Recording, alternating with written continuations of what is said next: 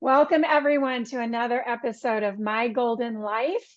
I'm Lisa Neller, your host, and today I have a very special guest. She's special because she's been in my life for almost 30 years. I calculated it out the other day, and we've been really, really good friends for 29 years. This is Jackie Ulmer. She and I met way back in network marketing days, like I said, 29 years ago. And Jackie became a seven-figure earner in the network marketing space. I did not. That wasn't an area that I truly excelled in, but I did learn a ton of stuff while doing that. Also, I became a yoga teacher. She's done some different things over the years, and now we're colleagues. But Jackie segued into health coaching over the years. I'm going to have her share her story, and then we're going to talk about, gaining weight, losing weight. Does weight have to be a struggle in midlife and beyond? So, Jackie, thank you so much for joining me. I'm super excited. Thanks for having me, Lisa. I appreciate it. Yeah. Well, give us a little background. Give us a little story of how you segued from one career into another. I know they're sort of all connected. Well, life and business are connected. And I want to make one thing, and I apologize. There's a little dog in the background because I'm at a friend's house, so I do apologize. It's okay. We like dogs. Okay. I don't know if you edit, but I don't. But you know what? This is funny. The new yoga studio I go to is right next to a dog grooming place. And like we'll be in Shavasana or whatever the pose is that we're doing, and we can hear the dogs howling and getting washed, and it's quite funny actually. well, it is, it is real life, right? And we do real life, but it's kind of funny. It's storming up where I am, and there's like a tree or there's something making a noise at a window, and it's driving her crazy. So anyway, yeah, it's okay. It's okay. Okay. It's starting to storm. Good enough. Just remember, people, this is real life. Okay, the very first point I really wanted to make is that sometimes when you hear the word network marketing and then health coach, there is a tendency to think that I'm a health coach selling network marketing products. And I want to make that very clear. I do not market any specific nutritional product or network marketing product or anything like that. So when I say health and nutritional and wellness coaching, it's truly not at all linked to any particular product line. It's really about intuitive things that we all have, and really getting back to basics and getting back to nature is a big part of what I do. So I just wanted to start with that so there was no confusion around that. The interesting thing is, yes, I got my start in network marketing, excuse me, in terms of building a business, not in a health and wellness company, by the way, in a telecommunications company where I did meet Lisa. And I met her the night before I delivered my second child. It was May 9th. That's why I definitely remember the date. Anyway, and it's kind of funny. I had some initial success with network marketing, but I was never where I wanted to be. And a big part of it was that I often struggled with the whole family and friends thing. Make a list of everyone you know. And so I was doing okay, but I was struggling with that. I had exhausted my warm market. I didn't like mall walking or some of the different things that you're taught, approach everybody. And I stumbled upon an internet marketing seminar in October of 1999. One of my downline found it. She took me to it, said, let's go. We were getting new. We were one of the first companies to launch websites. Let's go see what this internet thing is all about. I said, okay. I didn't really want to go. It was a Saturday in October. It was a beautiful day. The weather was cooling off, but I did. And it's the best thing I ever did, because I literally caught a vision that afternoon in 2 hours, even though they were trying to sell me space on an internet mall for about $5,000. And I didn't understand what an internet mall was. And I knew I didn't have $5,000 to invest in this, but I caught a vision for what the internet could do. And so over the course of that month, honestly, because I took my business online in October of 99 and I never looked back. I didn't know anything about the internet. I still can't do a spreadsheet. I had never taken a computer class, but I really caught a vision of what the internet could do. And it's kind of funny. A lot of people told me I was crazy. Lisa, you know some of the ones who told me I was crazy. You could never build a business on the internet. It was a fad, blah, blah, blah. And I thought, I know, like the sun's going to come up tomorrow. that this is my future. And so I just got busy and I just started learning. And it's so funny because I think back on people's health journey, and I know for me, it's the same thing. I didn't know how to do anything with regard to the internet. And instead of getting overwhelmed with feeling like I was at the bottom, looking up at Mount Everest, I just said to myself, I can do a little bit every day. And I know if I do a little bit every day, I'm going to get there, because a few years ago, the internet didn't even exist. And yet people are successful with it. So if anybody's ever been successful, I can be successful too. So I took a business online, changed companies a couple of different times, ultimately ended up coaching and training other network marketing teams, and then speaking at certain, a number of network marketing conventions on how to use this thing called the internet, how to do attraction marketing, how to do all that. Ended up coaching real estate agents, mortgage brokers, a lot of different categories of people on how to use the internet effectively. Now, interestingly, I've been passionate about health and wellness my entire life. I was raised by a mother way before her time who marched me out of dentist's office, not allowing me to have fluoride. I'll just start with that. I thought everybody grew up that way. Then I learned that everybody didn't. But all that to say, I grew up reading Prevention Magazine and a lot of different things on the health and wellness side of things. So I have been very passionate about staying healthy and being healthy. I didn't grow up with a lot of fast food. I didn't grow up with junk food. I'm still a cereal snob because my dad got up and made us, like a home cooked breakfast, literally with hash browns that he shredded in with a cheese shredder to make hash browns. So I just grew up differently that way. And I've just kept that all of my life because I really love good food. I love healthy food, and I love more than anything the way my body feels when I eat well. And consequently, I've never struggled with my weight. Now, I think, we talk about genetics. Genetics are only 20% of anything. And I can say other family members of mine who are pretty much genetically and DNA oriented the same way that I am, don't necessarily have, or some of them do have a weight problem just because of lifestyle factors. So I like to say that too. But what happened was, for me, I've coached family members, just kind of obscurely, not for money or not as a business. I've coached people on recipes and meal planning and feeding your kids well and all of that my whole life because I've done it. But like so many people during 2020 and that whole mess, I was sitting around thinking, if I ever get to leave my house again, what do I want to do to make impact in the world? Like, how do I want to really make a difference? I'm in the third half of my life now, and I feel like I have another baby to birth out into the world, if that makes sense. And, I just wanted one more project to really put out there. And I looked around at the world and everything that was going on, and I thought, you know what? We are a mess with our health and our wellness and our well-being and our weight and chronic disease and all the things that are out there. I'd really like to focus on that because I love it. I'm passionate about it. I can talk about it off the cuff to anybody, anytime. And so I went ahead and got my integrative nutritional coaching certification and got busy. And that's really what I'm focusing on now. And I'm using all the same tools and systems and habits that I have used to build any other business to build this. Yes, and I have seen all this growth and change in you, and I can honestly say that you walk your talk, that you have been a healthy eater and an exerciser your entire life, as long as I've known you, and that's almost 30 years.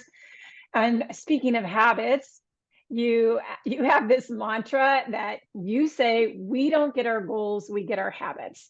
What does this mean exactly?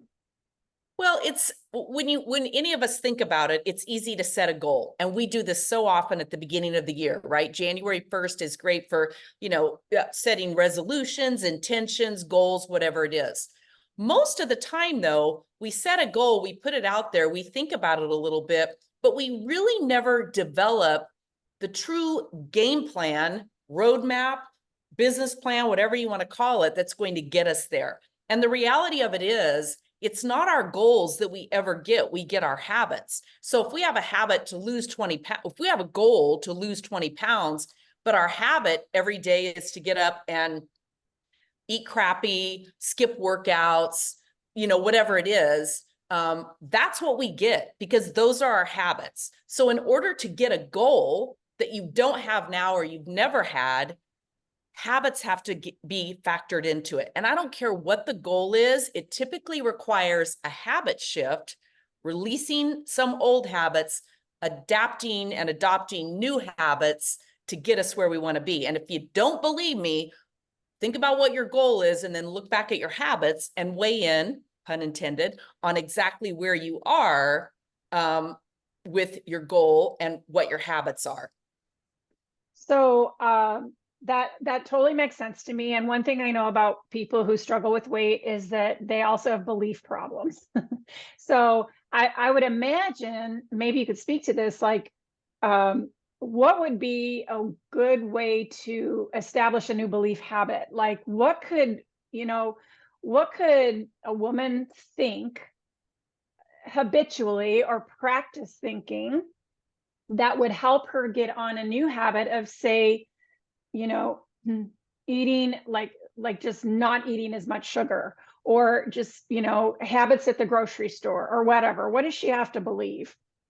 Well, I think the biggest thing to keep in mind is that a belief or a belief system is nothing more than a habit.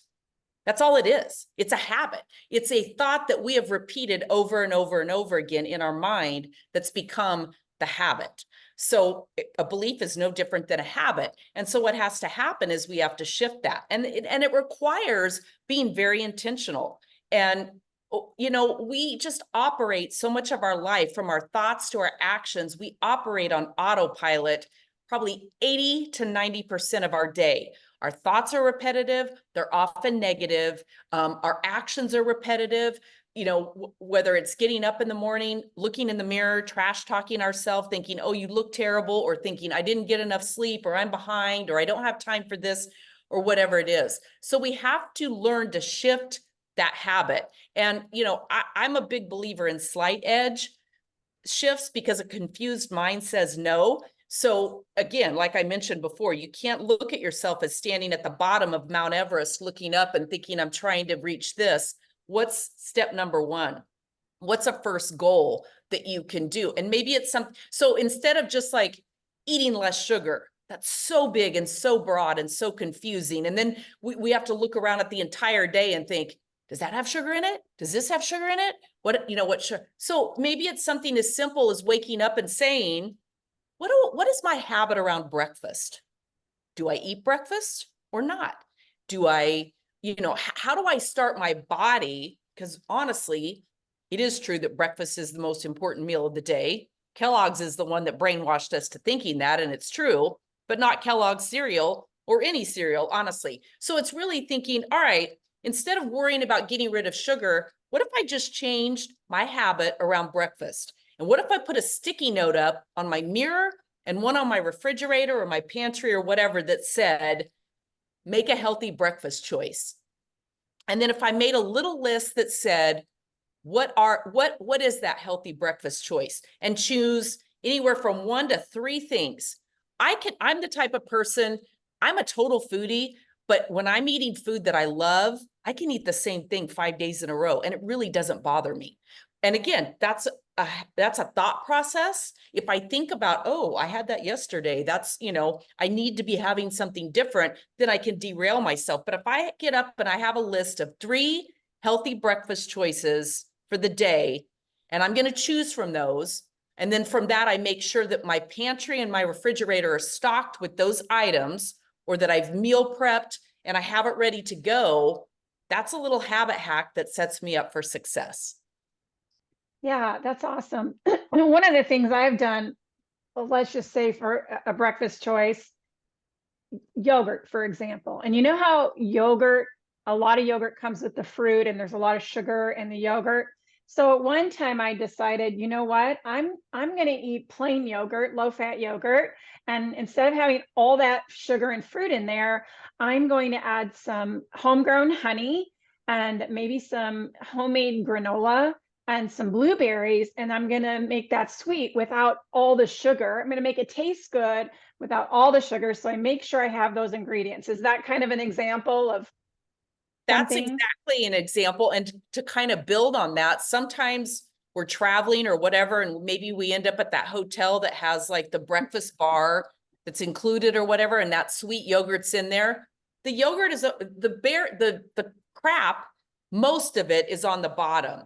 So if you will learn to take it and just scoop off, the yogurt part of it, there's still some crap mixed in it, but you're not going to get nearly as much. So learn to just throw away that part of it.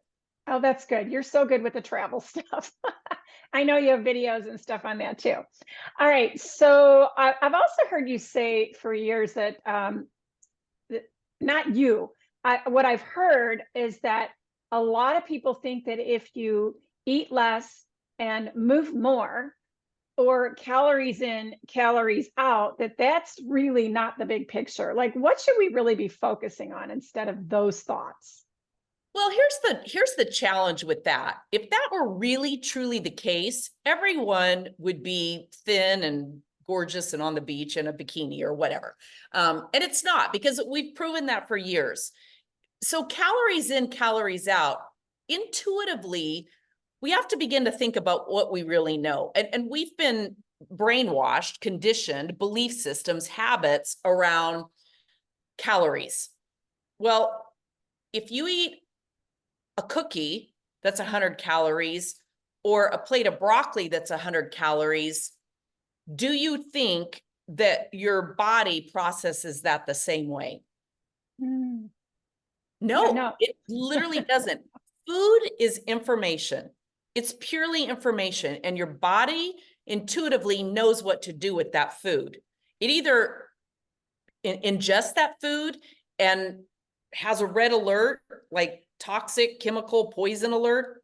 Poison might be a little extreme, but with most of our ultra processed foods, our body wasn't designed to consume that and process it. So we've had to develop other things, which is a whole nother story, which is largely what creates inflammation and cortisol release, which adds to weight gain. So that's a whole nother thing.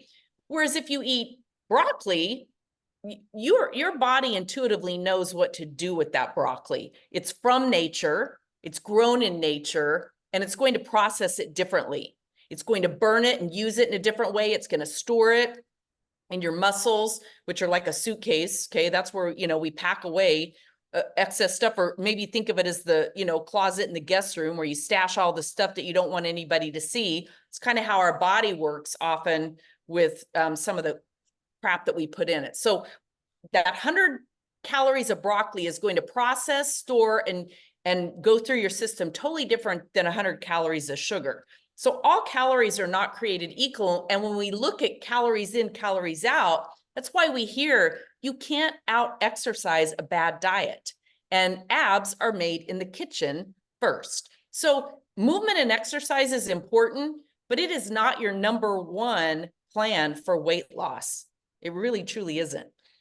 Anyway, so that's kind of what that means. Calories in, calories out. Eat less, move more. Not always, because, and especially for women, and especially as we move into our midlife and beyond, we as women also have been conditioned to starve ourselves, not just of calories, but also vital nutrients. We've been taught that fat is to be feared, and don't eat too much protein, and a lot of that type stuff. So when we eat less and move more, if we're really not fueling our body appropriately, again, that's harder on our body than eating and sitting stagnant a lot of times, because again, it creates a cortisol release. It creates stress, which cortisol comes out when we're stressed. That's what creates inflammation and a lot of resistant weight gain and resistant weight loss.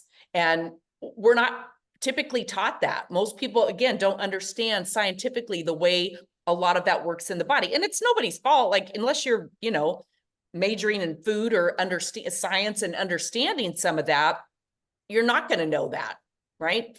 Food marketers just market to you. Most of them don't want you to understand the way it works. And again, it's just like tapping into your intuitive self of what's healthy, what's not healthy. I mean, I think we know. I think we just we like what we like, we like what we like we like pizza, and we don't really want to give up pizza. But there has to be a way to find a balance. Maybe we eat pizza with less crust on it or something like that, or less cheese, and we don't order the extra big fit, pizza. so we just change these habits. So where can we start to begin to release some of these old habits and build some new habits with our food? And I mean, it's kind of, I hear this in business a lot, like there's math and there's drama. And that's really true in all of life. And math to me is just logic. I don't necessarily mean counting calories or adding up numbers, but looking at something and saying, is this logical? So it does really start with food choices. I believe in the 80-20 rule. 80% of the time, be pristine. That's a word, that could be harsh. And then 20% of the time, have fun. I'm more of a 90-10 girl as much as anything, because my body feels better. I feel better. I perform better. And I've learned to overcome that desire, that urge to have another slice of pizza that says to me, enough, enough. Because honestly, it's like so many things. In 2 hours, I'm not going to remember the thrill of that extra slice of pizza on my tongue. So we have to learn to overcome the urge that we have right now to do something, and again, look to the future and say, is this really serving me? So it really is about food choices. Now, I also believe that it's better not to take a 20% day, meaning don't just trash your body all day long. Choose an event. So if you're going to go out, it's a big party, whatever it is, eat a really healthy breakfast, do some movement, whatever, and then have fun. Throw caution to the wind as much as you want to, and then pick up the next morning already knowing what your plan is going to be for overcoming that. The problem is sometimes we get back into that default pattern. So that's again where you have to be committed enough to what you want, the goal that you want, to begin to shift those habits. And it's not hard, really. It's just, it takes planning, and it takes being intentional, whether that is the sticky notes that remind you or whatever it is. That's how we create new habits. I mean, my daughter laughs, but she played tennis in high school, and I used to have a reminder pop up to pick her up from tennis. And the first time, and I picked her up every day after school, but first time she ever saw it, she was like, wow, Mom, like you have to have a reminder to pick me up. And it's like, it wasn't so much that I would forget you, it was time. Like I would forget the exact time, I would get busy doing something. And those little habit reminders help me if I want to start taking a new supplement, and maybe I need to take, like I started a few years ago, taking magnesium at night. I didn't have that habit. So in my phone, I had a little reminder that would pop up and say magnesium. I don't need that anymore, but I had it for probably a couple of months to shift that habit for me, because I needed those little reminders. And those are little things that are so simple to do, and yet we often don't think about them. I do have a habit tracker on my phone. I think that's a really great tool. I also have, I use my timer on my phone if I want to remind myself to do something. One of the things that I want to suggest, and this is just something that I do, is I have my blood work done every year. And I think it's really important to have a panel done to see where am I deficient, if at all, and where could I use more support, supplemental wise or food wise or whatever, maybe even have a food sensitivity test done or something like that by a naturopathic physician. And the other thing that I've done is, having little habits. Like I never used to eat nuts. Like I didn't like nuts when I was younger. And so I just decided, and of course I learned that walnuts are good for this and almonds are good for that. And what are those big nuts that you like? Brazil nuts. The Brazil nuts. Yeah. They all have these nutritional benefits. And so I just started putting nuts on my counter. And that way they're there and I see them. And I started buying blueberries more just because I know blueberries are good for me, So that's kind of one of the ways that I started doing creating these little habits for myself to eat better and to incorporate little things into my diet that I didn't before that I know are good for me. And I've heard people say that that once they change their diet for the better and more healthy, nutritious food that processes like your body, like you were saying, your body knows what to do with this food. You do get to a point where you don't want the other stuff, right? Have you experienced that? Completely. So I was at a holiday party back in December with a good friend of mine who knows, knows my journey and knows what I'm working on. And somebody had brought one of those absolutely gorgeous cheesecakes, that's just beautiful and whatever. And I do like cheesecake. I do not have a sweet tooth. I have a savory tooth, which honestly, in some ways can be just as bad, but in others not. And probably the best thing is that more often we're tempted with sweet foods like donuts and cookie, that kind of stuff. And I can easily walk away from that. But that night, I really wanted a piece of that cheesecake and I had it. And oh my gosh, literally within 30 minutes, my body was reacting to it. The problem with pre-bought that kind of stuff, there's so many chemicals in all of that. All the stuff that they do with that, it just is. And my friend, no, like she literally watched me and I was like, man, I feel terrible. Like I didn't throw up. It wasn't that, but I just literally felt my entire body shutting down. I felt the brain fog settle in. I started having a hard time focusing on conversation. And by the way, I was not drinking that night. So it wasn't anything to do with that. It was purely the cheesecake. Sugar, yeah, and the But I junk. literally did. And I just I felt nauseous and I literally felt sick the whole next day. Now, not sick enough to stay in bed, but all of my motivation was gone. I didn't want to work out, just all of that. And I knew that that's what it was. So again, food is information. And really and truly, when you clean out your system, you were saying a food sensitivity test, you can really almost do that for yourself if you will detox your body. And I don't mean like, do a 10-day juice cleanse or something. I just mean eliminate any foods that can be highly sensitive, eliminate those, and then slowly introduce them back in and then pay attention. And even if you didn't want to do like a detox, if you just will eat and then again set a timer for 20 minutes and then stop and say, how do I feel? Like I don't eat pizza hardly at all anymore because I'm a gluten-free girl mostly. And a lot of that, I start feeling badly within 20 minutes of eating pizza, almost always. Occasionally I'll eat it, but I just know I'm sacrificing how I'm going to feel. Knowing that I can intentionally choose to do it or not do it. But I think that's a big part of it is just learning to intuitively pay attention. In 20 minutes, how does my body feel?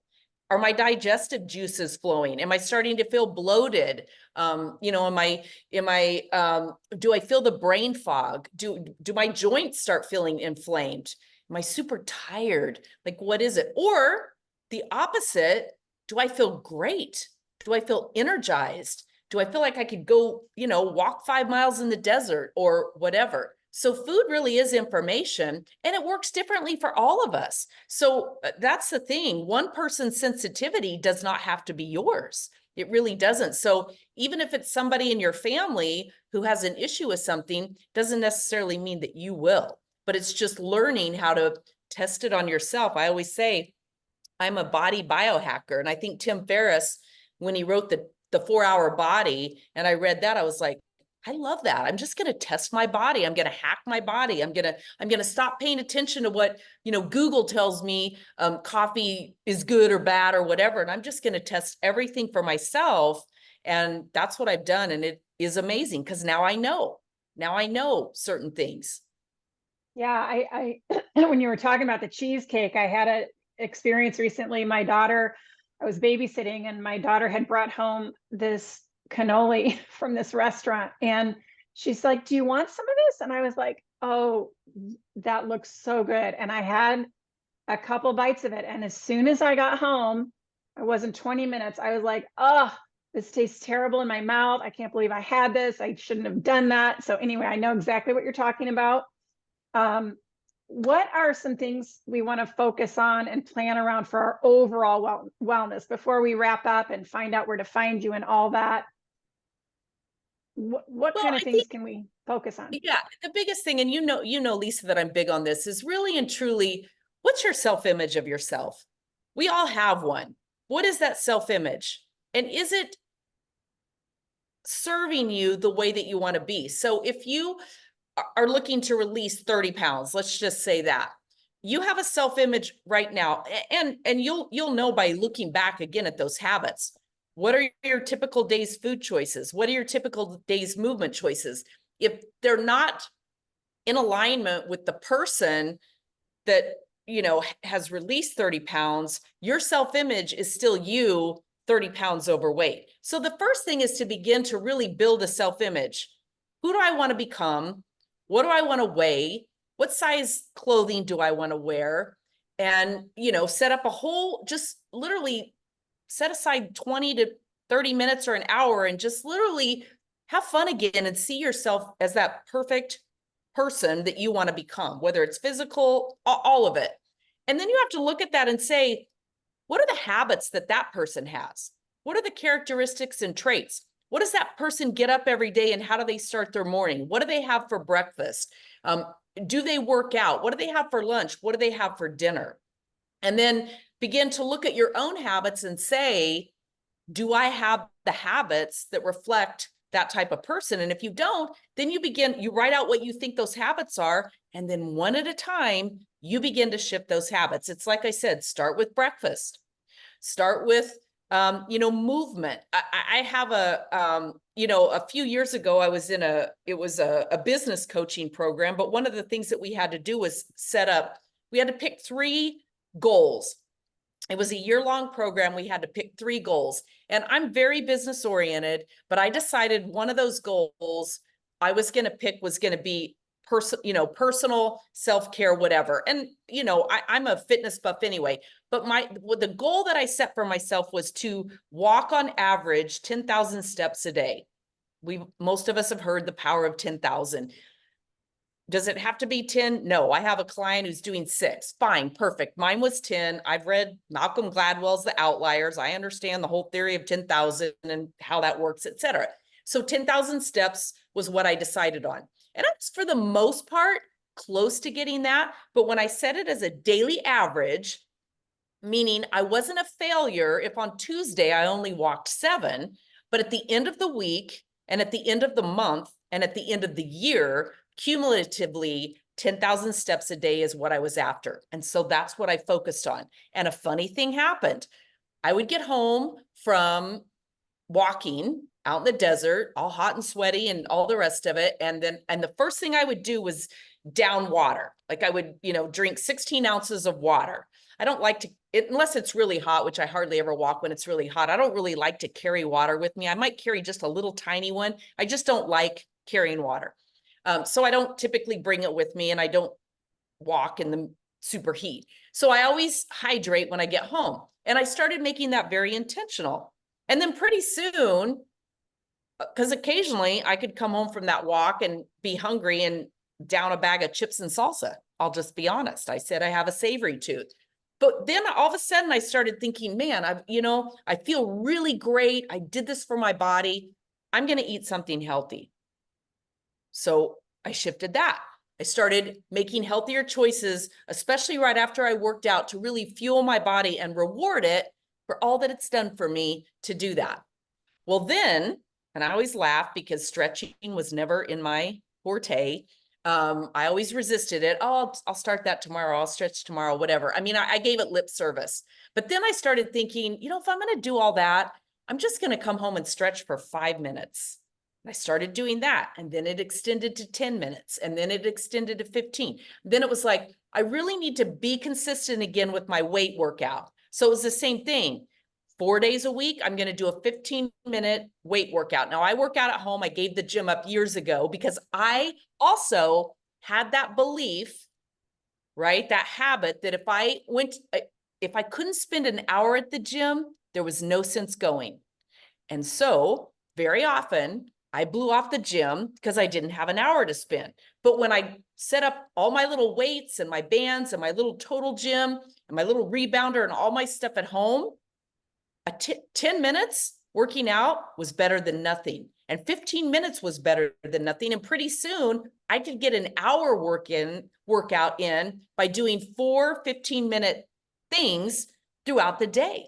And that was healthier for me because we all know sitting is the new smoking. And so I would literally, again, I would set a timer to go off every 50 minutes and get up and move my body.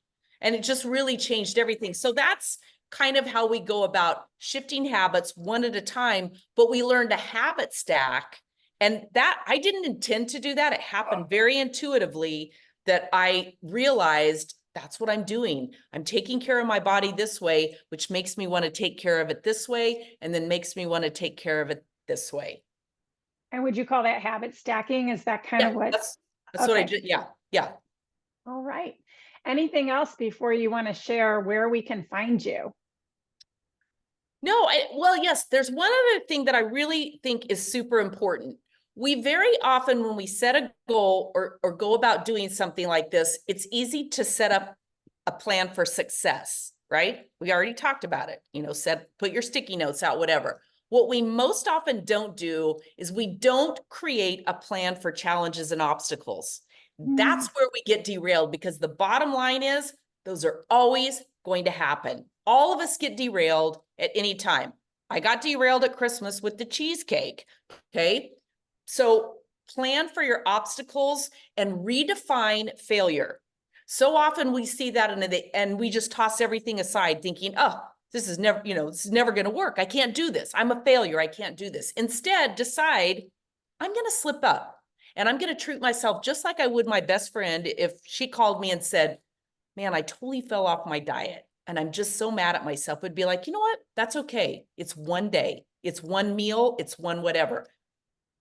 Just pick right back up and get back on the horse, as cliche as that sounds. So have a plan for how you're going to deal with those challenges, obstacles, reframe failure, and just get back up and start going again. Because beating yourself up and negative self-talk, you can't beat yourself up into submission to lose weight or be healthier or any of that. It'll never happen.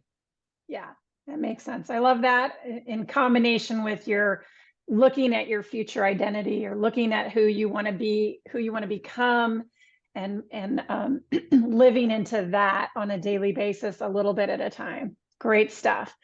All right, Miss Jackie, where can we find you? And I know you're a great coach because you've coached me on different things. And of course, you've given me more recipes than I can count on 2 hands. But yeah, tell us where we can find you. Absolutely. And I do have great recipes, I have to tell you. So my primary website, peakperformancehabits.com, you'll find me there. I do have a podcast about, health and all of that. If you just type in Lower Toxic Life, or just, Lower Toxic Life, Jackie Elmer, you'll find it. It's on Spotify, Apple, wherever you listen to podcasts. I have a little chorus here. And then also, the same thing on YouTube. So you can find me on YouTube where I actually demo some of the stuff, and that's also Lower Toxic Life. Awesome. Well, thank you so much for being my guest today. I think we've helped women in the second half of life get a handle on what the possibilities are. So I appreciate you being here, and we'll have you back another time because I'm sure you have a lot more stuff to share. So thank you. Thanks for having me. Thanks, everybody.